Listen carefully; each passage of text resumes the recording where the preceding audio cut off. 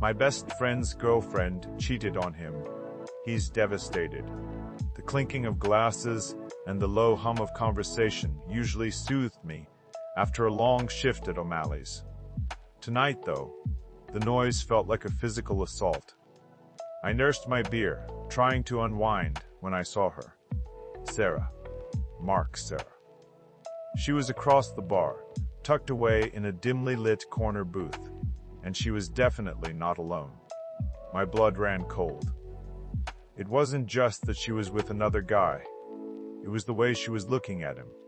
The way she leaned in, her hand resting on his arm. It was a look I knew well, the look she gave Mark when they first started dating. A look that radiated affection, intimacy, and something else, something undeniably sexual. The guy was handsome, maybe a few years older than her. Dark hair, a sharp jawline, expensive-looking suit even on a Friday night. He definitely wasn't Mark. I squinted, trying to make sure I wasn't mistaken. But no, it was her. Sarah. Laughing, whispering, her eyes glued to this guy's face. They ordered another round of drinks, and as the bartender walked away, he reached across the table and took her hand. She didn't pull away. My heart hammered against my ribs. What the hell was I seeing? This couldn't be happening. Not Sarah. Not to Mark. Mark. My best friend since kindergarten. We'd been through everything together. Awkward teenage years, first heartbreaks, college applications, everything. He was more like a brother than a friend.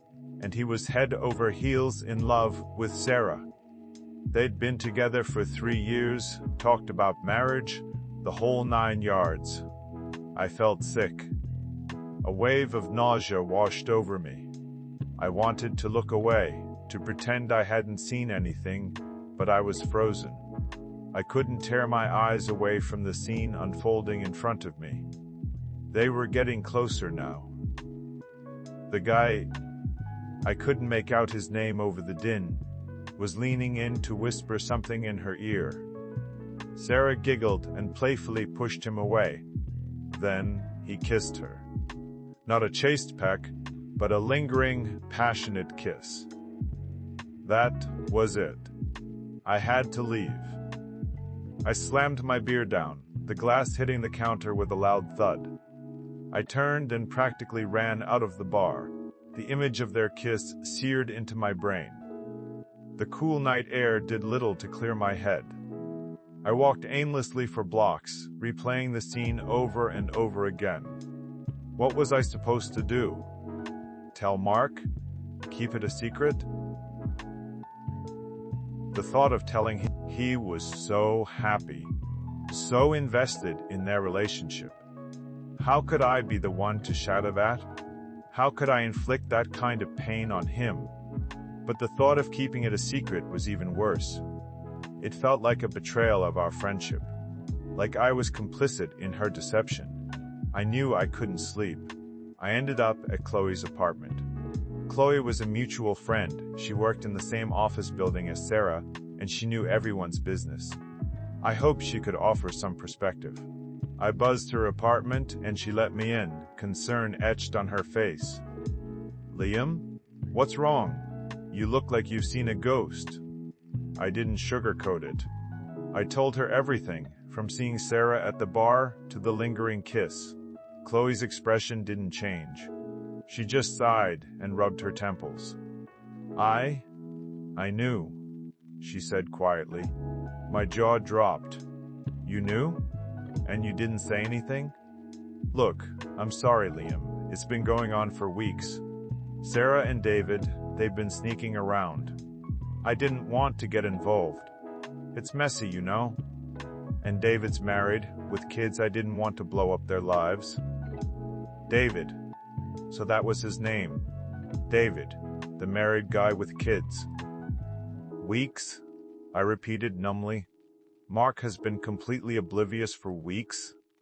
Chloe nodded. He trusts her, Liam. He's in love with her.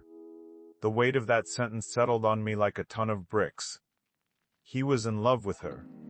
And she was betraying him, right under his nose. "You have to tell him," Chloe said, her voice firm. "He deserves to know." I knew she was right, but knowing it didn't make it any easier. The next few days were agonizing. I saw Mark a couple of times, and each conversation felt like a punch to the gut. He'd talk about his plans with Sarah, about their future, and I'd have to force myself to smile and nod, knowing the whole time that it was all a lie. I started having nightmares. I'd wake up in a cold sweat. The image of Sarah and David kissing burned into my eyelids. The guilt was eating me alive. Then came Sarah's birthday. We all went to a BBQ at a friend's house. Sarah was there, of course, all smiles and sunshine. Mark was doting on her, bringing her drinks, making sure she was comfortable. He looked so happy, so content. But I couldn't shake the feeling that everyone else knew. I caught snippets of conversations, furtive glances exchanged between people. It was like I was the only one who was pretending everything was normal. Later in the evening, I saw Sarah talking to David across the yard. They weren't touching, weren't even standing that close, but there was something in their eyes. A connection.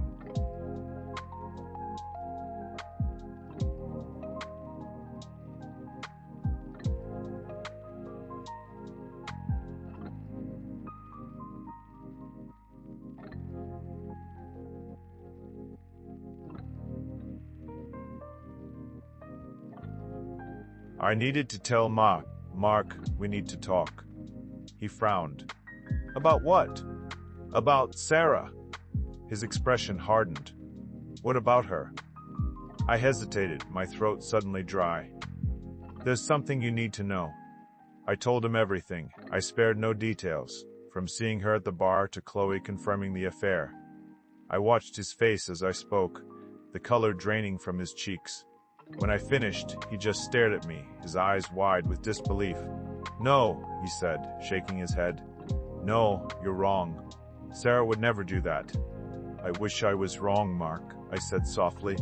"I really do." He stood there for a moment, speechless. Then he turned and walked away. I watched him go, my heart aching for him. I knew I had just shattered his world. The next few hours were a blur. Mark confronted Sarah, and she denied it at first. But eventually, the truth came out. I could hear their argument from across the yard, their voices rising in anger and pain. Mark stormed out, his face contorted with rage and grief. He found me sitting alone on the porch.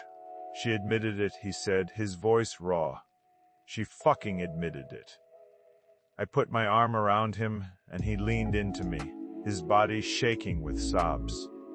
I didn't say anything. There was nothing I could say. The following weeks were brutal.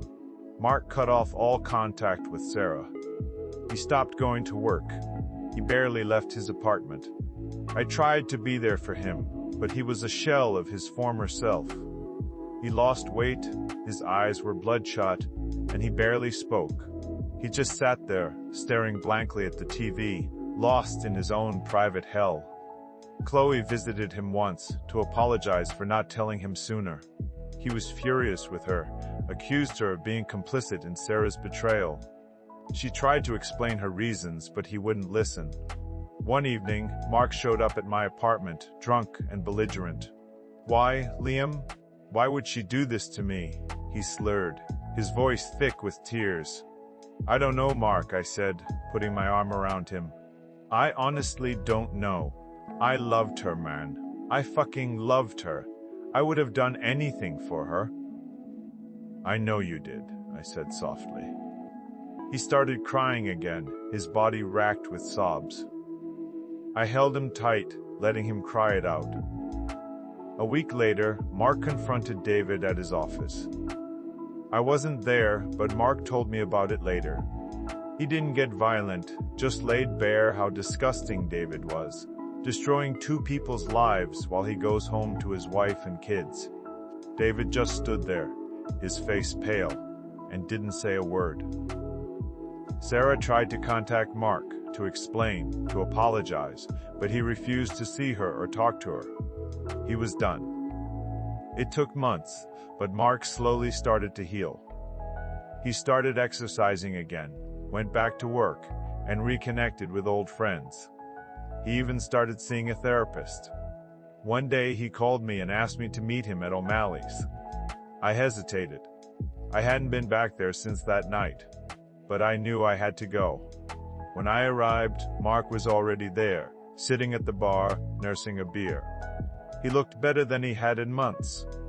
"Hey man," he said, a genuine smile on his face. "Hey," I replied, sitting down next to him. We sat in silence for a few minutes, just taking it all in. "Thanks, Liam," he said finally, "for telling me. I know it wasn't easy. I just wanted you to know the truth," I said. He nodded. "I know. It still hurts, man. It's gonna take a long time to get over this.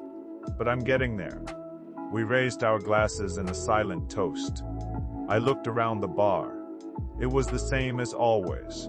The same clinking glasses. The same low hum of conversation. But for me, it would never be the same. I would always remember that night. The night I saw Sarah betray Mark. The night that changed everything. Sarah's life imploded too. David's wife found out. He was kicked out. She tried to reconcile, but he had enough. Sarah lost many friends, people knowing she was capable of that. They didn't want to know her. Mark eventually moved away, looking for a fresh start. We still talk regularly, and he seems to be doing well.